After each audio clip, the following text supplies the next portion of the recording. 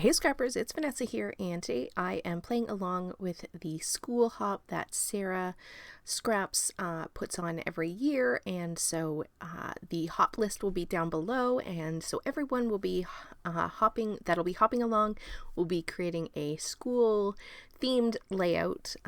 The theme, I think, if I remember, it was a class act is sort of the theme. I'm using that kind of in my title. For my layout, but people can interpret it in any way that they want.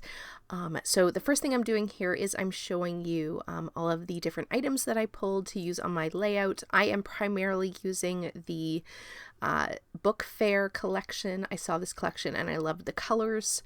And so that is the one that I'm going to use for my layout today. And I have some pictures of my son who really did not want to pose for pictures at the beginning of his 9th grade year. So I have these not so smiley back to school photos, but nonetheless, that is what I'm scrapbooking. And so, like I said, I will have in the description box below everyone who is playing along. So be sure to go through and check out everybody's layouts. This is a hop that Sarah does every year. I've been doing this hop, oh gosh, for at least 5 or 6 years, I want to say. So I definitely look forward to participating every year and then going and seeing what everyone creates. I always like to see the collections that people use and how they put their pages together. So be sure to go and comment and check out everyone's layouts. So here I am working on my background, and because I love this collection so much, I don't want to waste paper. So I am going to frame out my page with this solid pattern, or the solid cardstock, which is from Simple Stories. But it's not from this collection, but I am using that to frame my layout, and I've taken the sort of notebook pattern paper that had the floral. I cut off the floral, and I'm just using one side. It's not quite 6 inches because, again, I'm framing out my page, so I want to say it's about 5 1/4, give or take. And then I do the same thing with this red, and I'm not usually a fan of red pattern papers, but I really like this particular pattern paper, and I have to say I've been liking red a lot with the Nature's Haven collection from 49 and Market. So I don't know, maybe I'm starting to change my mind and actually like scrapbooking with red more than I have in the past. But I definitely loved it in this collection, and because the 9th grade sign that my son was holding had red in it, it kind of worked perfectly for this page. And so I'm just going to finish measuring out. Somehow one of my papers was longer than the other. Luckily, I can kind of camouflage it a little bit because I am going to put a strip down the side, but for some reason, I don't know how I managed. I think my trimmer just doesn't cut straight. I feel like it always is off and not exactly straight. But once I get these papers cut, my red is a little bit larger than that notebook side, so it's not a perfectly like in the center.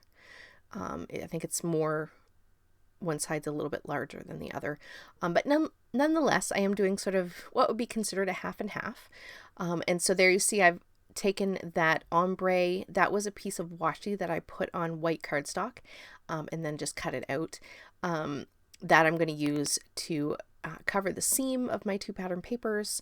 And now I have one of the pattern papers has all of these rulers, and so I'm going to go ahead and use these rulers here sort of as a ledge to set my photos on. And I also have a ribbon that has that same sort of measuring tape kind of, or ruler kind of feel.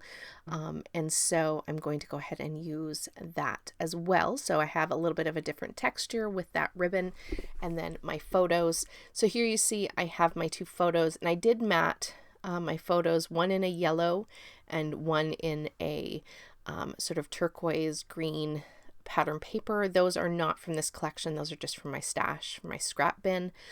And at this point, my photos are down, the basic pages together, and I'm playing with all of the embellishments that I pulled out. And I do change this a little bit, and I don't remember if I left it all in.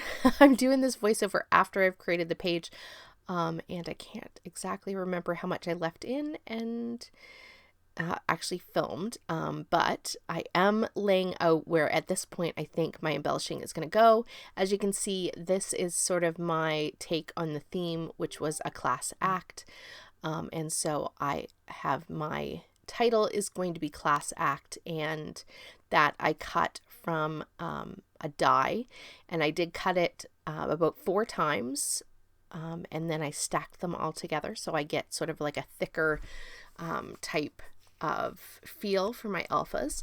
So my title is going to go down there, and it sets perfectly on that notebook paper, and then the act can kind of lay on top of that ruler. So again, I'm grounding that bottom half of my page. I do want to create a sort of a larger embellishment cluster, so that's what I'm kind of playing with here, and I will say that I fuss around quite a bit. I think the way you see it right now is ultimately how it stays, but I do play around with the cluster down at the bottom and then adding things to the cluster at the top. And I do know that some things get added off camera because I kept feeling like my clusters weren't full enough or that I needed more. Ultimately, I don't really add that much more, but I was feeling indecisive when I was creating this layout, to say the least. And as I'm looking at this page, when I had it in my head how I was going to sort of lay out this page, how it is right now is the only sort of idea that I had of what I wanted to place on the page. But as I kept building the page, I looked and I really felt like that red side of the page on that top part, the top right, just was feeling empty. Like I have a cluster at the top left, I have this cluster with my photos and my title, which kind of all feels like it goes together, especially when I add these word strips down here. It really, I feel like the title and the rulers and the cluster at the bottom really could be all considered one embellishment cluster. And so there's a good weight at the bottom of the page, but I kept feeling like it's missing something. Like I need to add something, like it's too plain at the top. So there you see off camera, I was like, I have to add something. So I took 2 of the branding strips from the papers that I was using, added a sticker from the sticker sheet of that open book, and then the alarm clock, and then another word strip. And that just finished off the page for me. I felt like it gave me the 3 embellishment clusters. It added a little bit more of a balance to the page. And then to finish it up here, I'm really just going to come in with some enamel dots. I took a couple of different colors, a lighter green, a darker teal, and then some yellow enamel dots. And I'm just going to go ahead and just create or put 3 enamel dots in each cluster, and we are going to call this one good. So don't forget to check the description box below. Go hop along. These are the still photos. And with that, guys, I will catch you on the next one. Have a great day, everybody. Bye-bye.